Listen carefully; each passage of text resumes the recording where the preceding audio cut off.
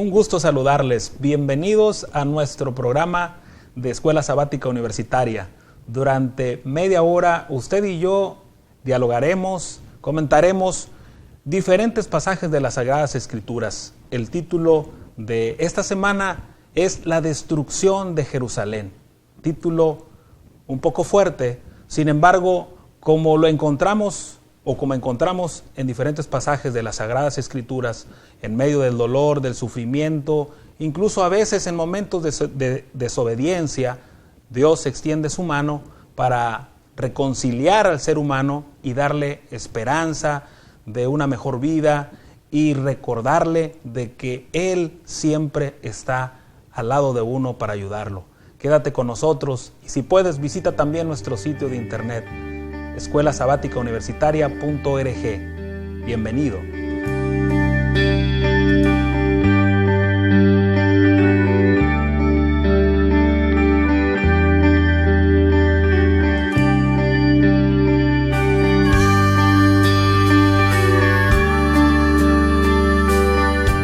Bienvenido nuevamente. Estamos ya casi listos para empezar a analizar la lección de esta semana. Pero antes quiero presentar a quienes nos acompañan en este programa. Sí, mi nombre es Nelly Guade, estudio Psicología Clínica y soy del estado hermoso de Veracruz. De mi lado izquierdo. Hola, soy Licia Hernández, yo estudio Medicina y soy de aquí de Montemorelos. Y un joven que nos acompaña. Hola, mi nombre es Rigoberto Ricardes, estudio licenciatura en Teología y soy de Tapachula, Chiapas. Rigoberto, ¿podrías guiarnos en oración? Claro que sí, vamos a inclinar nuestro rostro para orar. Señor, en esta hora, al hacer un breve resumen de lo que estudiamos durante la semana, rogamos de que nos dé sabiduría y seas tú quien nos guíe y podamos sacar lecciones para nuestra vida espiritual. Acompáñanos pues en el nombre de Cristo Jesús. Amén. Amén. Gracias, Rigoberto. Bueno, ya es diciembre, el inicio del último mes del año, y el tema para esta semana lleva por título La destrucción de Jerusalén. Quiero colocar una pregunta aquí sobre la mesa. Destrucción. ¿Qué viene a nuestra mente cuando escuchamos esta palabra? Rigoberto. Considero que destrucción abarca un punto muy difícil en el ser humano. Creo que sería quizás el final de algún acontecimiento. Destrucción, muerte, es lo primero que se me viene a la mente. Pérdida. Final, no sé. Muerte. Bueno, Muerte. pero ¿cómo podemos encontrar que en medio de un mensaje de destrucción, como Dios en su infinito amor, aun cuando advierte que va a haber destrucción, también nos da esperanza? Y este es parte del tema que en este repaso vamos a mencionar. Quiero invitarles a que en sus hogares abran la palabra de Dios en Jeremías, en el libro del profeta Jeremías, en el capítulo 29, versículo 7, y el versículo base de este estudio de esta semana, mire lo que dice: y procurad la paz de la ciudad a la cual os hice transportar y rogar por ella a Jehová, porque en su paz tendréis vosotros paz. Imagínense, cuando usted lee el capítulo 29 del libro del profeta Jeremías, encuentra un mensaje diferente a lo que a veces nosotros nos gusta escuchar. Cuando usted sabe que viene un desenlace como de destrucción, muchas veces nosotros tratamos de encontrar solución. Pero aquí el Señor les dice: si ustedes no hacen caso de lo que yo les pido, van a ser llevados a otra ciudad. Y si alguien les dice salgan de allí o traten de encontrar solución, no le hagan caso. ¿Cómo es que Dios a veces nos da mensajes que no suenan agradables a nuestros oídos? Yo no sé si a ustedes en algún momento les ha pasado algo así. Considero que sí, muchas veces lo que pensamos creemos que es lo bueno y a veces decimos, no, Dios, esto no es para mí, y preferimos pensar y actuar de acuerdo a lo que nosotros creemos que es lo bueno. y no a lo que el plan que Dios tiene para cada uno de nosotros. Hace unos momentos, antes de entrar al aire, comentábamos acerca de un pasaje que se encuentra en Ezequiel capítulo 8. Tiene que ver con la adoración. Y mencionábamos cómo la palabra de Dios es muy clara en algo tan específico como el día de reposo, el día en el cual nosotros debemos de hacer espacio para adorar a Dios y para descansar de las actividades comunes. La palabra de Dios dice, acuérdate del día de reposo para santificarlo. ¿Qué aparece en ese capítulo 8, Liz y Rigoberto, Nelly, que va contrario a lo que dice la palabra de Dios o al mandato que Dios nos da acerca del día de reposo? Bueno, pues para empezar, todo este capítulo está hablando de que están desobedeciendo, están haciendo cosas abominables, y dentro de todo este contexto, en Ezequiel 8, en el versículo 16, dice: y me llevó al atrio de adentro de la casa de Jehová, y aquí junto a la entrada del templo de Jehová, entre la entrada y el altar, como 25 varones, sus espaldas vueltas al templo de Jehová y sus rostros hacia el oriente, y adoraban al sol, postrándose hacia el oriente. Algo que me llama a mí la atención es que estos personajes que estaban adorando al sol, no eran personas que no conocieran la palabra. Considero que a veces incluso los religiosos tienen el peligro de callar ciertas cosas que aparecen en las Sagradas Escrituras por temor a perder ciertos privilegios. ¿Qué nos puedes decir al respecto, Rigoberto? El versículo 12 considero que toca un punto importante. La última parte del versículo 12 dice: Jehová no nos ve, Jehová ha abandonado la tierra. Considero que a veces preferimos decir, bueno, Dios no me ve y voy a hacer lo que yo quiero. Es algo interesante, ¿no? Sí. Pensamos que Dios no ve, o a veces pensamos que Dios no oye, pero la Sagrada Escritura, como lo mencionamos en alguna de las lecciones anteriores, habla de que Dios es un Dios vivo, es un Dios que conoce todo. Tal vez Dios estaba en silencio, ¿no? Y ellos, al no contemplarlo, no ver algo que hiciera Dios, pues entonces empezaron a alborotarse, ¿no? Decían que estaban adorando al sol, por otro lado estaban haciendo pues con otros dioses, y estaban haciendo cosas tal vez como para llamar la atención, pero lo único que hicieron fue hasta cierto punto enojar, ¿no? O también entristecer a Dios. Y creo que ellos, no era que Dios estuviera en silencio, más bien sí estaba en silencio, pero porque ellos querían que estuviera en silencio, no dejaban que Dios expresara las cosas.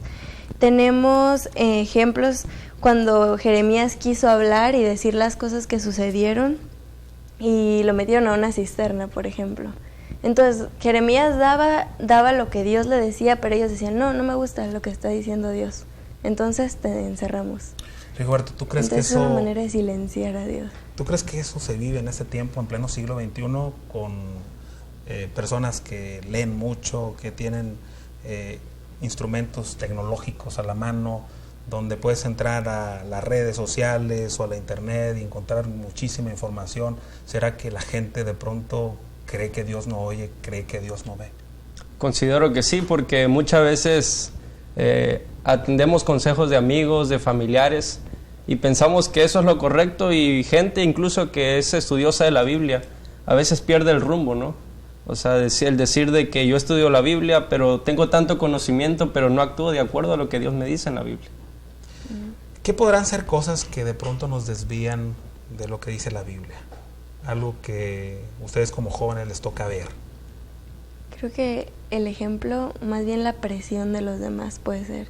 La presión de los amigos, La presión de pares, de como los se dice. amigos, puede ser en general la presión, que aunque no sea directa de que te estén diciendo así, o sea, la moda es una presión increíble.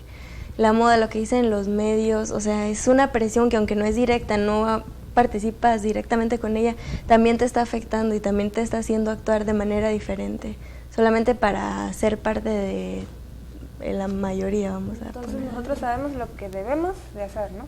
Viene en la Biblia y es nuestra guía. Y al no leerla, entonces ¿hacia dónde nos vamos, no? A hacer cosas que hasta cierto punto dejamos de respetar las cosas de Dios. Por ejemplo, ¿de qué forma podemos dejar de respetar las cosas de Dios? Lugares sagrados como la iglesia, la Biblia, ¿de qué manera la usas? ¿Cómo la compartes a los demás? ¿Qué otra cosa podría ser que no la respetamos? Que son de Dios y que no le ponemos el respeto adecuado a ellos. El día de reposo. El día de reposo. No es una cosa en sí material, pero muchas veces le faltamos el respeto al día de reposo. Y considero que muchos jóvenes están escuchando este resumen en estos momentos y puedo pensar de que nosotros vivimos en esta situación. Nuestros amigos quizás de la escuela o en el área donde nos desempeñamos, quizás te dicen vamos a la iglesia y quizás se burlan de ti porque dice tú eres sabático o tú eres de alguna denominación y dices no, yo no voy a ir a esa iglesia, pero si nos invitan, no, vamos a un partido de fútbol o vamos a un antro, vamos a diferentes lugares que podemos participar fácilmente, se hace más fácil ir a esos lugares que ir a un círculo religioso, ¿no es cierto? Y realmente lo bueno lo vemos como un daño. Así es. Y lo malo lo vemos como un bienestar. Ahí está la diversión, los placeres. Es bueno la diversión. Ese es mi bienestar. El hacer las cosas como ir a la iglesia, compartir, ayudar, me parece aburrido, como que y es que en realidad para mostrar que esas cosas son buenas nosotros tenemos que aprender a vivirlas y dar un testimonio de que en realidad esto que estamos haciendo es bueno, en realidad nos hace felices. Pero bueno, regresando encontramos en el capítulo 37 algo muy interesante. ¿Qué libro? Del libro de Jeremías. En el capítulo 37 encontramos el encarcelamiento de Jeremías. Que mencioné ahorita. Algo que mencionaste antes de que entráramos al aire. Cómo Dios le da un mensaje al rey. Y cómo Jeremías, debido a que da el mensaje, se mete en problemas. Si usted lee esta parte, encontramos que Sedequías fue a buscar ayuda en otros reyes, es decir, en otras personas, en vez de escuchar lo que Dios decía. ¿Será que nosotros en este siglo XXI hacemos lo mismo? De pronto tratamos de encontrar poder o encontrar seguridad en cosas que sabemos que no nos van a sostener en tiempos de prueba. Y yo les preguntaría, ¿qué serán esas cosas que de pronto usted o yo las utilizamos como seguridad, aún sabiendo que son ilegítimas? Que son ilegítimas y que el único que puede darnos seguridad es Dios. Creo que puedo poner el conocimiento. Muchas veces nos hace sentir bien. O sea, nos hace pensar que si nosotros mientras más sepamos, más vamos a poder estar en paz, aunque no escuchemos a Dios. Que más conocimiento vamos a obtener más maneras de resolver las cosas sin ayuda de Dios. Sin ayuda de Dios. Aunque realmente pienso que es lo contrario, ¿no? Porque entre uno más sabe, pues más conozco que estoy mal. Entonces más debo de cuidarme a mí y a mi conciencia, tal vez. Bueno, el conocimiento te puede llevarte a dos rumbos, ¿no? Como lo menciona Lizzy, a creer que más en ti mismo. Puedo más. O acomodarlo a tu manera, ¿no? O de la otra parte, de pronto decir, oye, entre más sé, entiendo que hay un poder más grande al cual debo acudir para poder ser fuerte. No sé qué piensa Rigo. Yo creo que igual, estudiando quizás algunos filósofos o grandes personas que fueron en el aspecto intelectual, ¿no? Muy grandes, eran personas solitarias. Tenemos grandes ejemplos igual en la Biblia, pero lo que me llama la atención es de que aun cuando ellos eran intelectualmente muy capaces, yo creo que, como mencionaba usted, pastor, nos lleva a dos extremos, ¿no? Puede ser de que yo me tome de los conocimientos o que yo reflexione y decir, bueno, yo sé tanto, pero tengo que practicar lo que pienso. Vamos a ir a un corte y nos vamos a preguntar cuáles son esos reyes que tenemos. Regresamos.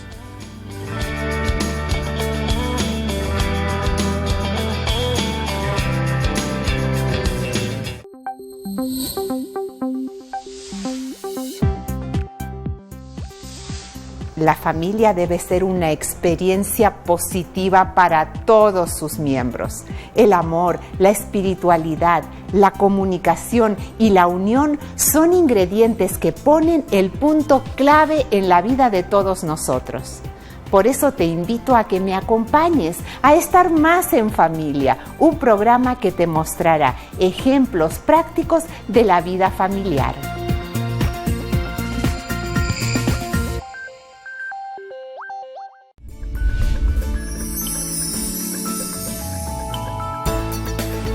Vidas que educan.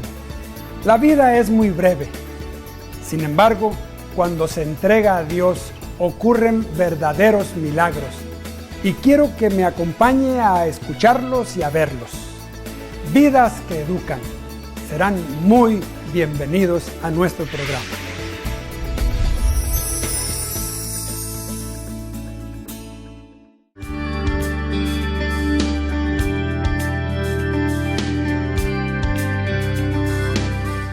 Bienvenidos nuevamente, regresamos después de un corte a este último segmento. Nos quedamos con la pregunta: ¿qué otros reyes colocamos delante de nosotros que nos estorban en nuestra relación con Dios? ¿O qué otras cosas ponemos en medio de nuestra relación con Dios?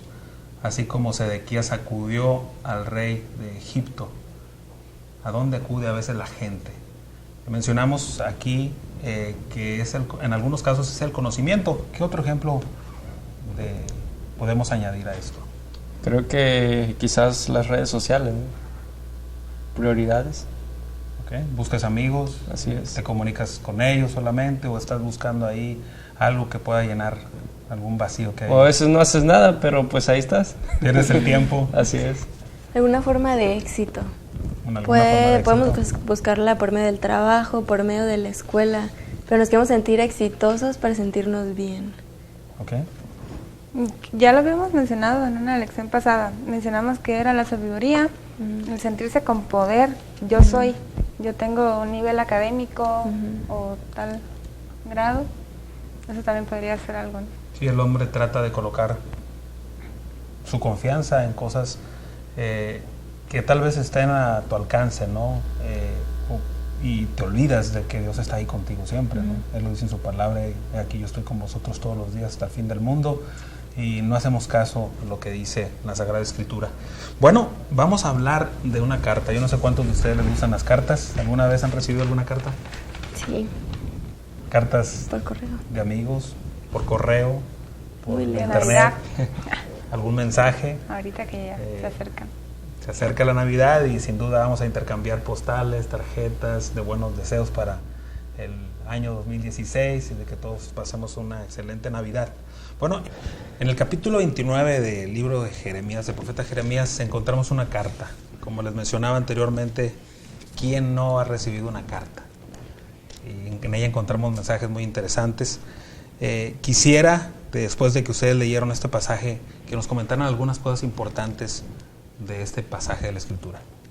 Yo creo que en base al contexto que ha dicho, ¿no?, de una carta, en esta carta que se nos presenta en este capítulo, Dios toma la iniciativa de buscar a su pueblo, y quiero que leamos juntos el versículo 10. El versículo 10 dice: porque así dijo Jehová, cuando en Babilonia se cumplan los 70 años, yo os visitaré y despertaré sobre vosotros mi buena palabra para haceros volver a este lugar. Yo creo que Dios toma la iniciativa de buscar al pueblo para que regresen al lugar donde debían de estar, a pesar de que habían destruido y hecho muchas cosas terribles, ¿no?, para Dios, para la alabanza a Dios. Dios nunca se olvida de su pueblo. Así es. ¿Qué otro versículo importante encontramos aquí? Pues Dios les dio cosas que hacer. En el versículo 5 decía: edificad casas y habitadlas, y plantad huertos y comed del fruto de ellos, casaos, engendrad. Les dio muchas, pues, recomendaciones, ¿no? Tal vez ese lapso de tiempo en el que estaban allí los preparó para. Y así como lo menciona el versículo de esta lección, quería paz entre ellos, ¿no? Entonces dijo: traten de hacer y búsquenme. A mí lo que me llama la atención es cómo están en otro lugar. Fueron llevados a Babilonia. Fuera de. Imagínense ustedes ser llevados a un lugar donde usted sabe que tiene ganas de regresar.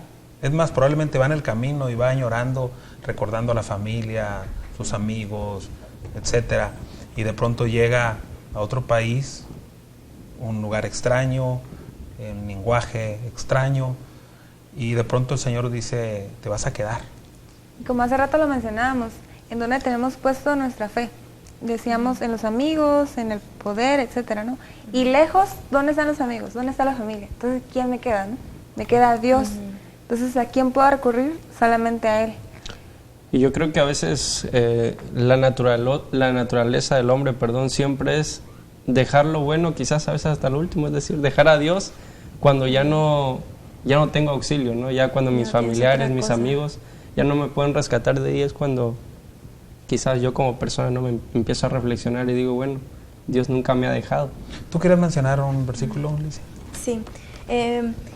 Pensando en que cuando nos vamos a un lugar, o tal vez no un lugar tal cual, sino que estamos en una situación en la que no queremos estar y que es difícil para nosotros, creo que la manera que podemos tener con la fe de afrontar las situaciones, pues sí, es teniendo fe, sabiendo que Dios lo hizo por algo. Y aquí tenemos este versículo, me puse a pensar en eso por este versículo, es el 29:11 de Jeremías. Porque yo sé los pensamientos que tengo acerca de vosotros, dice Jehová, pensamientos de paz y no de mal, para daros el fin que esperáis. Entonces me invocaréis y vendréis a mí y oraréis a mí y yo os oiré, y me buscaréis y me hallaréis, porque me buscaréis de todo corazón. En el 11, yo quiero resaltar lo que dice, para daros el fin que esperáis. Tal vez en el momento en el que nosotros estamos haciendo las cosas, pensamos en otro fin. Pero a la manera en que tenemos la fe, nos damos cuenta que el fin que esperamos es el fin que Dios quiere. Decimos, el fin que espero es el que tú elijas. Y ahí es donde entra la paz que hay nos que dejar da nuestra voluntad en las manos que de Dios Dios. va a hacer las cosas. Ajá. Muchas veces pedimos, bueno, Dios conoce nuestros deseos del corazón y pedimos, pero pasa 1 año, 2 años y como que Dios no nos escuchó y lo dejamos, como que nos olvidamos. Y pasan los años y Dios nos contesta. Eso yo ya lo había pedido antes y perdí la fe. Pues es porque Dios nos estuvo, ¿qué? Preparando, ¿no? Hasta cierta manera. Una vez que ya fuimos preparados en el camino, en lo malo aparente, entre el dolor, Sí, entre la porque Dios tiene adversidad, conectadas todas las la historias, pobreza, sí. etcétera. Entonces es allí donde ya vemos la respuesta de Dios. ¿O a poco no les ha pasado que tienen que tomar una decisión o están pensando en algo y Señor, ayúdame, ¿no? Y uno no ve que Dios lo ayude, ¿no? Sino que y dice, bueno, Dios no me ayudó, Dios no me apoyó. No me habló, nunca lo Pero escuché. eso lo vemos hasta el final quizás de ese proceso cuando pensamos, bueno, Dios nunca me ha dejado. Fíjate, nuestra naturaleza Claro que nos muchas prepara. veces es poner hasta cierto punto en tela de juicio los planes de Dios, y a veces decimos, es que Dios es duro contra nosotros, ¿por qué me pasa esto a mí? ¿Por qué otros viven mejor que yo? Cuando leemos el capítulo 29 encontramos que el mensaje que Dios da a su pueblo que fue llevado a la cautividad, aparentemente iba a haber sufrimiento, y probablemente sí lo hubo, los lleva a otra nación y les dice, hasta 70 años regresarán, me acordaré, ustedes me buscarán, pero él dice, porque yo sé los pensamientos que tengo para vosotros. En otras versiones dice, porque yo sé los planes que tengo para ustedes, y habla de pensamientos de paz y no de mal, para darles un mejor futuro y una esperanza. Y cómo es que siendo cautivos el Señor de allí pone un cerco protector. Fueron llevados a la nación más poderosa de ese tiempo. Nadie iba a tocar al pueblo de Dios porque estaban bajo la cautividad de Babilonia. Así que una desgracia, pero realmente se tornó en una bendición, porque les recomienda edificar casas, habitar en ellas, cásense, tengan hijos, etcétera. Entonces el pueblo de Dios, en vez de verse disminuido, al buscar la paz en esa ciudad, crecieron y se convirtieron en un pueblo numeroso que en su momento regresó a Jerusalén. Y yo creo que la lección en el título que se mencionó al principio, ¿no? La destrucción de Jerusalén, pensando, ¿no?, en el transcurso de la semana, no tiene nada que ver con el versículo, ¿no? El versículo nos habla de paz. Y ahora aquí en el capítulo 29 de Jeremías nos menciona otra vez los planes que Dios tiene para nosotros, de Sí, paz. Dios no se equivoca. Ahora, un pueblo está cautivo. ¿Cómo vivir en la cautividad? En medio de una nación que no conocía del Dios de Israel, en medio de una nación que adoraba a dioses falsos, ¿cómo vivir? Pues en medio de la tragedia, buscar lo bueno, ¿no? Y Dios eso quería, Dios quería que su pueblo lo llamara, lo invocara, cosa que ellos no hicieron, cosa que ellos se desviaron un poco. Y creo yo que eso hacemos Si lo trasladáramos al siglo XXI, aún. viviendo en medio de una nación donde no todos creen en Dios, Creo que ¿a qué nos exhorta? Podemos buscar dar testimonio también. O sea, dar testimonio del Dios que vive en nuestras vidas. Y para dar un testimonio que sea genuino y creíble, nosotros tenemos que internalizar ese Dios y decir, Señor, en serio quiero dar testimonio de ti, pero quiero que obres de verdad en mi vida para mostrárselo a los otros. Y para ser uno, tú solo en medio de tanta gente, donde nadie cree más que tú. Sí. Pero yo creo Pero que saca el para esfuerzo. que se lleve eso a cabo se requiere prioridades, ¿no? Tanto nosotros como jóvenes y como las personas adultas. ¿Cuáles son las prioridades? Porque a veces la prioridad es quizás terminar una licenciatura, ir a la maestría, ir al doctorado, o si no, seguir trabajando, quizás tener un puesto, y nos olvidamos de lo esencial. Buscar cierta cantidad de dinero. Ajá. Buscar a Dios. Formas específicas de mostrar que nosotros estamos del lado de Dios en este tiempo. Mis palabras, La forma que hablas, así es. Forma en que hablamos. Las decisiones, las decisiones. ser firmes, cuando es no, pues no. Si Aunque lo que te están pidiendo me va en pase alguna contra, tragedia, aunque me quede sin trabajo, aunque me quede sin familia. Y sí, es fácil decirlo, pero a la hora de hacerlo, ahí Ya es no donde... tan fácil. Considero que entran las convicciones, ¿no? Convicciones individuales acerca de cada persona. Lizzy, La manera de tratar a otros. ok, has señalado algo muy importante, cómo me acerco al prójimo. ¿Alguna más? Las relaciones, ¿Cómo te relacionas con los así demás? es. Las amistades, porque de una u otra manera influyen en nosotros, aun cuando pensemos de que tenemos claras las convicciones como personas. Dios nos ha llamado a hacer luz en medio de este mundo a veces de oscuridad, ¿verdad? Y vivir las palabras, nuestra forma de ser, cómo nos relacionamos con los demás, sin duda muestran si Dios vive nuestra vida. Pues llegamos al final de nuestra lección, hemos hablado de cómo en medio de la destrucción Dios nos trae esperanza, una carta de esperanza donde dice que Dios tiene pensamientos para nuestro bien y lo importante que es tener un testimonio fiel en medio de Babilonia. Nos vemos la próxima semana, que el Señor te bendiga.